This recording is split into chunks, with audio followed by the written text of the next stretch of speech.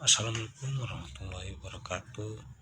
Perkenalkan, nama saya Ferdi Supiandi. Di sini saya akan mempresentasikan tentang distribusi file system. Pertama, mengenal distribusi file system. Distribusi file system adalah konsep yang mengatur bagaimana data disimpan dan diakses pada berbagai komputer dalam jaringan. Sistem ini memastikan kesediaan dan efisiensi bagi data, bahkan di lingkungan yang kompleks. Fungsi distribusi file system adalah akses terpusat. Pengguna dapat mengakses file dari lokasi berbeda tanpa harus menyalin file secara fisik. Penggunaan bersama. Berbagai penggunaan dapat diakses dan mengedit file yang sama secara bersamaan. 3. Efisiensi penyimpanan. Data hanya disimpan sekali, mengurangi kebutuhan ruang penyimpanan fisik. Tujuan distribusi file system: ketersediaan data, menjamin akses data secara berkelanjutan, bahkan jika terjadi gangguan pada satu komputer. Kedua, keamanan data, memastikan keamanan data dengan menerapkan kontrol akses yang ketat dan enkripsi. Ketiga, efisiensi penggunaan, mengoptimalkan sumber daya dengan berbagi data dan aplikasi secara terpusat. Karakteristik distribusi file system: ada transparansi, konsistensi, dan keamanan. Pada bagian ini, kita akan membahas 4 komponen utama yang mendukung berjalannya distribusi file system. Komponen-komponen ini bekerja sama untuk memastikan data dapat diakses dengan mudah, aman, dan efisien. Berikut adalah penjelasannya. Komponen pertama adalah server file.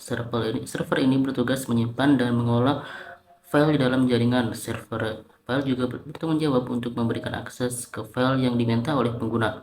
Dengan kata lain, server file adalah pusat penyimpanan data dalam sistem terdistribusi. Berikutnya adalah klien, yaitu perangkat yang digunakan oleh pengguna untuk mengakses file yang tersimpan di server. Klien berkomunikasi dengan server melalui jaringan untuk membaca, menulis, atau mengelola file. Dalam skenario sehari-hari, perangkat seperti laptop, komputer, desktop, atau bahkan smartphone dapat berfungsi sebagai klien. Komponen ketiga adalah protokol jaringan. Protokol ini menentukan aturan komunikasi antara klien dan server. Protokol seperti NFS, Network File System, atau MSB, yaitu Server Message Block, memastikan bahwa data ditransfer secara aman dan efisien di dalam jaringan. Dan yang terakhir, kita memiliki sistem operasi. Sistem operasi menyediakan terbuka yang memungkinkan pengguna dan aplikasi untuk mengakses file sistem. Selain itu, sistem operasi juga mengelola operasi dasar seperti autentikasi pengguna dan pengendalian akses ke file. Keempat komponen ini seperti file, klien, protokol jaringan, dan sistem operasi merupakan fondasi utama dalam file system terdistribusi. Tanpa salah satu komponen ini, distribusi file system tidak dapat berjalan dengan optimal. Sekarang kita akan membahas atribut-atribut utama dari sebuah file. Atribut ini memberikan informasi penting tentang file dan membantu dalam pengelolaan file di dalam sistem. Yang pertama adalah nama file. Nama merupakan identitas unik yang digunakan untuk membedakan suatu file dari file lainnya. Dengan nama ini, kita dapat mencari, mengelola, atau mengakses file secara langsung dalam sistem. Selanjutnya, ada ukuran file. Atribut ini menunjukkan jumlah data yang terkandung dalam file. Biasanya diukur dalam byte, kilobyte, megabyte, atau bahkan lebih besar. Informasi ini membantu kita memahami ruang penyimpanan yang digunakan oleh file tersebut. Yang ketiga adalah tanggal akses. Atribut ini mencatat kapan file terakhir kali diakses oleh pengguna atau sistem. Informasi ini berguna untuk membantu aktivitas file, misalnya untuk mengetahui file mana yang sering digunakan atau tidak digunakan sama sekali. Terakhir ada hak akses. Atribut ini menentukan siapa saja yang dapat membaca, menulis, atau mengakses file. Hak akses sangat penting untuk menjaga keamanan file, terutama dalam lingkungan yang melibatkan banyak pengguna. Dengan atribut-atribut file seperti nama, ukuran, tanggal akses, dan hak akses, kita dapat lebih mudah mengelola file dalam sistem dan memastikan data tetap aman serta terorganisir. Dan halo, perkenalkan, nama saya Fajrul Falah dari kelompok tugas interaksi manusia. Jadi di sini saya akan menjelaskan tentang manfaat distribusi file system, yaitu peningkatan akses data, penggunaan sumber daya yang tidak efisien. Ada peningkatan akses data yaitu untuk meningkatkan akses ataupun jalur ataupun perizinannya sebuah data.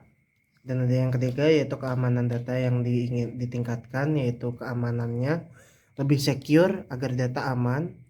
Yang keempat ada kemudahan kolaborasi dari berbagi data.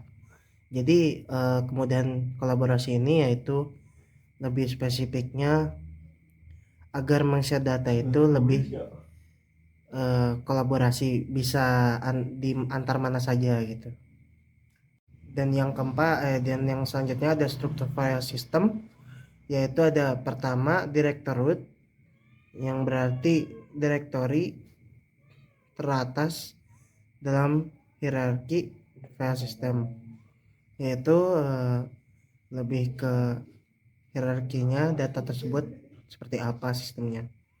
Dan yang kedua ada subdirectory, yaitu direktori yang benda di bawah direktori root, yaitu setelah tahapan penyampaian root paling atas, yaitu kedua ada direktorinya.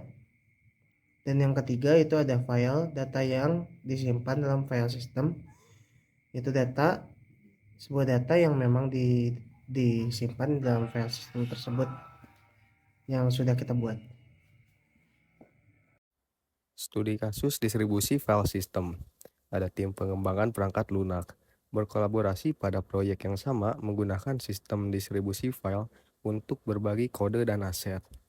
Tim proyek mahasiswa untuk membuat proyek bersama menggunakan sistem distribusi file untuk menyimpan dan berbagi hasil kerja. Ada kesimpulan dan rekomendasi. Distribusi file system adalah solusi yang efektif untuk mengelola data di lingkungan jaringan. Sistem ini menawarkan banyak manfaat, termasuk akses data yang lebih mudah, efisiensi penggunaan sumber daya, dan keamanan data yang lebih tinggi. Saat memilih sistem distribusi file, penting untuk mempertimbangkan kebutuhan spesifik dan memilih sistem yang sesuai dengan kebutuhan organisasi. Demikian presentasi dari kelompok 4 yang beranggota Fajrul Falah, Muhammad Akmal Zulfikar, Sutisna, Ferdi Sufiandi, Muhammad Abdal, dan Muhammad Agung Hanafi.